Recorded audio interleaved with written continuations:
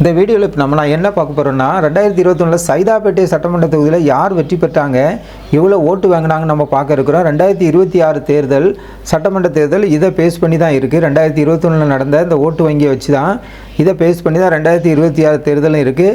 புதிய வரவான தமிழக வெற்றி கழகம் 2 கோடி ஓட்டு எங்களுக்கு இருக்குன்னு சொல்கிற அந்த சூழ்நிலையில் இந்த சைதாப்பேட்டை சட்டமன்ற தொகுதியில் எந்த இடத்துக்கு அவங்க வரப்போகிறாங்க, முதல் 4 இடத்த மட்டும் நம்ம 2021 பார்க்க இருக்கிறோம். வாங்க வீடியோக்குள்ளே போகலாம்.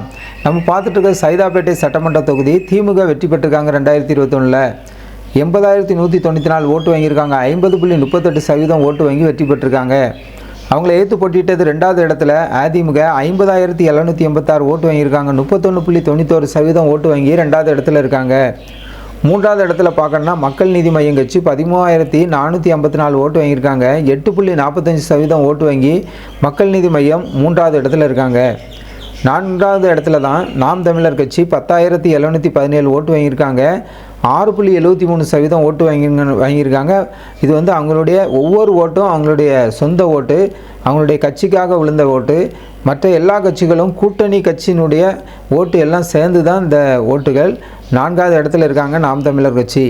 அதிமுகவுக்கும் திமுகவுக்குள்ள வெற்றி வாக்கு வித்தியாசம் நம்ம பார்க்கணுன்னா 29,408 ஓட்டு, 18.48% ஓட்டு அதிமுக திமுக அதிகம் பெற்று வெற்றி பெற்றுக்க நம்ம இந்த வீடியோவில் பார்க்குறோம்.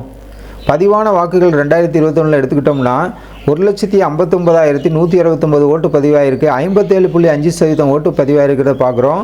பதிவு செய்த வாக்காளர்கள் 2021 ஓட்டு போட தகுதியான வாக்காளர்கள் 2,78,995 பேர் இந்த சட்டமன்ற தொகுதியில் தகுதியானவர்களாக இருக்காங்க ஓட்டு போட. ஆனால் ஓட்டு போட்டவங்க 1,59,169 பேர் மட்டும்தான் ஓட்டு போட்டிருக்காங்க. இந்த தரவுகளை வச்சு தான் 2026 சட்டமன்ற தேர்தல் நடக்க இருக்குது. புதிய கட்சியாக இருக்கிற விஜயனுடைய தமிழக வெற்றி கழகம் எந்த இடத்த பிடிக்க போகிறதுன்னு நம்ம இந்த சட்டமன்ற தொகுதியில் இந்த தரவுகளை பார்த்துருக்கோம். ஜனநாயகம் டிவி சேனலுக்கு புதியவராக இருந்தால் ஜனநாயகம் டிவி சேனலை சப்ஸ்கிரைப் பண்ணுங்கள்.